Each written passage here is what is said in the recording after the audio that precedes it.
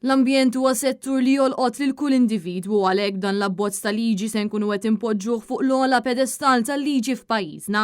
Dan kien il-messaġġ li twassal mid-deputati tal-Partit Nazzjonalista Darin Karabot kif ukoll Janice Ketkuti waqt intervista fil-programm NetLive eżatt wara li ġiet preżentata din il-liġi li se ddaħħal l-ambjent fil-Kostituzzjoni tagħna bħala dritt fundamentali. Darin Karabot qal li l-ambjent tant huwa importanti li jeħtieġ li jkun imnaqqax fid-drittijiet fundamentali fl-istess livell pal protezzjoni tal-ħajja fil-ġuf u l-libertà tal-medja fost l-oħrajn. Huwa saħaq li d-deċiżjonijiet li jaffettwaw l-ambjent iridu jkunu fl-interess pubbliku u għalhekk dan l-abbozz ta' liġi se jkun qed jagħti vuċi lil poplu Malti wawċi. Dan id-dritt fundamentali huwa l-obbligu tal-Istat li lilek jagħtik arja nadifa.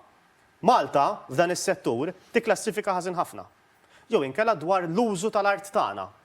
Nafu kollha kemm aħna gżira ċkejkna illi bil-limitazzjonijiet tagħna rridu nagħmlu l-aqwa użu tal-art tagħna, art mhux biss li tkun waħda rurali, imma rridu spazji fejn aħna ngħixu, fi spazji miftuħa, spazji fejn naħdmu, spazji fejn it-tfal tagħna jilagħbu, toroq ukoll, però kollox għandu jingħata l-interess pubbliku. Darin Karabot qal li dan l-abbozz ta' liġi ntlaqa tajjeb ħafna iżda fakkar il-konsultazzjoni għadha għaddejja huwa saħaq li l-abbozz intlaqa tajjeb għaliex huwa neċessarju għal pajjiżna li jkun hawn ambjent nadif u sostenibbli. Tant hi xi ħaġa ta' bżonn f'pajjiżna illi ħanajtek ma kienx hawn diskussjoni diretta dwar il-bżonn ta' dan id-dritt u l-Partit Nazzjonalista qed jgħid isma' nafu bil-problema, il-problema qed tikber u s-soluzzjoni rridu nieħduha billi mmorru fl-ogħla liġi tagħna.